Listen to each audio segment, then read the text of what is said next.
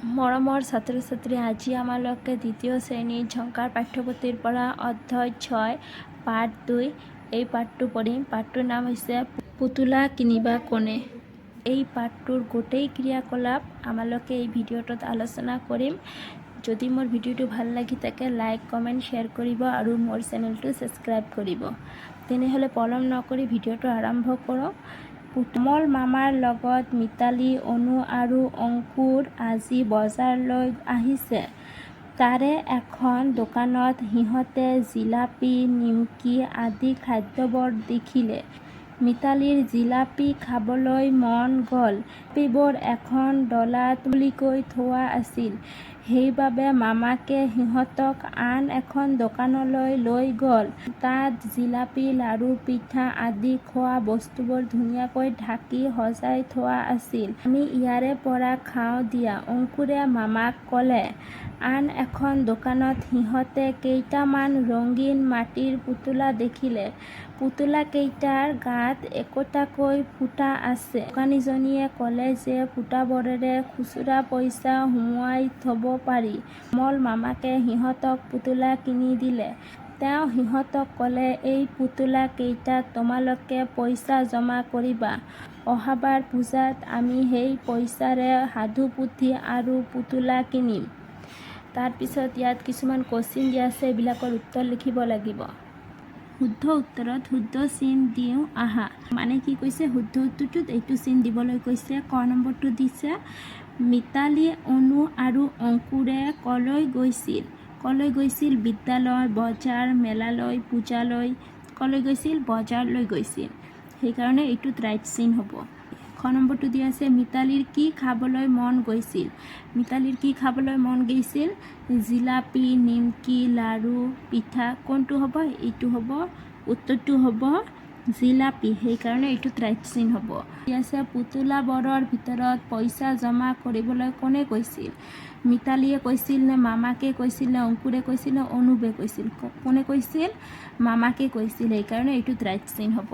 তাৰপিছত দিয়া আছে, লিখ আহা। ক নম্বৰটো দিয়া আছে, তোমালোকে খুচুৰা পইচা ক'ত জমা কৰা? তোমালোকে খুচুৰা পইচা ক'ত জমা কৰা? উত্তৰটো হ'ব, মই খুচুৰা পইচা টেকেলিত জমা কৰোঁ। তাৰপিছত খ নম্বৰটো দিয়া আছে, জমা কৰা পইচাৰে তুমি কি কি কৰিবা? এইটো তোমালোকে নিজে ক'বা যে জমা কৰা পইচাৰে তোমালোকে কি কি কৰিবা। তাৰপিছত দিয়া আছে, পঢ় আহা। তোমালোকৰ ঘৰৰ মানুহখিনিয়ে বাৰু তোমালোকে কি খোৱা, কি নোখোৱা? ইয়াত এটা কমা চিন দিয়া আছে, সেইবোৰ বুজিব। কিন্তু তোমালোক লোকৰ ঘৰলৈ গ'লে কি হ'ব? এইটোত আছে, এইটো এটা কুৱেশ্চন দিয়া আছে, সেইকাৰণে ইয়াত কুৱেশ্চন মাৰ্ক দিয়া আছে। সেই ঘৰৰ মাহীয়েৰা, জেঠীয়েৰাই ইমান হেঁপাহেৰে তোমালোকক খুৱাবলৈ ৰন্ধা বঢ়া কৰিব। ইয়াত আছে কমা। তাৰপিছত আৰু খোৱাৰ পাতত বহি তোমালোকে ইটো নাখাওঁ সিটো নাখাওঁ কৰিবা। তেতিয়া মাহীয়েৰা জেঠীয়েৰাহঁতে মনে মনে কিমান বেয়া পাব ভাবি চোৱাচোন। সেইকাৰণে কৈছোঁ, ডাঙৰে যি খাবলৈ দিয়ে এফালৰ পৰা খাই যাবা।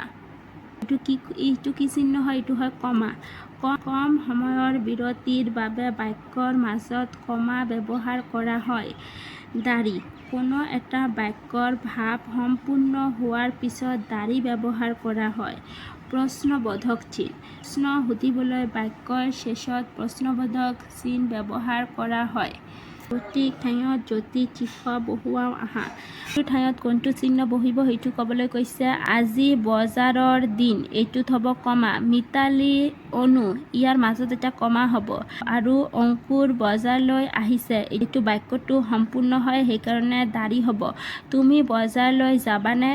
এইটো এটা প্ৰশ্ন হয়, সেইকাৰণে ইয়াত প্ৰশ্নবোধক চিন। তাৰপিছত দিয়া আছে, পুনৰালোচনা। পঢ়া। ৰুক্মণীয়ে বাৰে বাৰে বাটলৈ চাই আছে। দেউতাক বজাৰৰ পৰা কেতিয়া যে আহি পাব।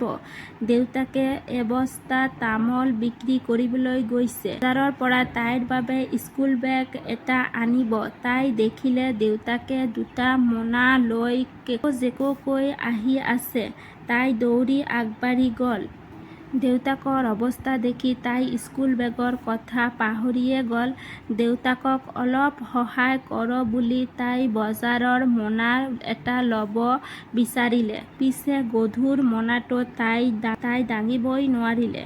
দেউতাকে বজাৰৰ মোনাৰ পৰা তাইক স্কুল বেগটো উলিয়াই দিলে। তাই ফূৰ্তিতে দেউতাকক এটা চুমা যাচিলে। তাৰপিছত ইয়াত কিছুমান কুৱেশ্যন দিয়া আছে, এইবিলাকৰ উত্তৰ লিখিব লাগিব। লিখা। ক নম্বৰটো দি আছে, কাৰ দেউতাকে বজাৰলৈ গৈছিল? উত্তৰটো হ'ব ৰুক্মণীৰ দেউতাক বজাৰলৈ গৈছিল। খ নম্বৰটো দিয়া আছে, দেউতাকে বজাৰৰ পৰা ৰুক্মণীৰ বাবে কি আনিছিল? উত্তৰটো হ'ব দেউতাকে বজাৰৰ পৰা ৰুক্মণীৰ বাবে স্কুল বেগ আনিছিল। গ নম্বৰটো দিয়া আছে, দেউতাক বজাৰৰ পৰা কিদৰে আহিছিল? উত্তৰটো হ'ব দেউতাক বজাৰৰ পৰা কেকো-জেকোকৈ আহিছিল।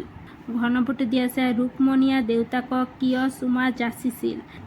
উত্তৰটো হ'ব দেউতাকে তাইলৈ অনা স্কুল বেগটোৰ ফূৰ্তিতে চুমা যাচিছিল। পঢ়া। স্থাই, স্কুল, চম্পা, আস্তান, ভাস্কৰ, বাগিমবতা, পদ্ম, গুল্ম, কম্পন, মহাত্মা, নমস্কাৰ, ভূমিকম্প। ছবিৰ সৈতে সংগীত থকা একোটাকৈ বাক্য লিখা। মানে ছবিৰ সৈতে একোটাকৈ বাক্য লিখিবলৈ কৈছে। এই ছবিটোত আমালোকে চাই কি বুজি পাইছোঁ? মেলা চাবলৈ গ'ল। তাৰপিছৰ ছবিটোত আমালোকে চাই কি বুজি পাইছোঁ? প্ৰথমতে তাই জিলাপি খালে। তাৰপিছৰ ছবিটোত আমালোকে কি চাইছোঁ? তাই দুটা বেলুন কিনিলে। বুজি পাইছোঁ? তাই চকৰিত উঠিছে। মৰমৰ ছাত্ৰ ছাত্ৰী, আজিৰ ভিডিঅ'টো ইমানেলৈকে।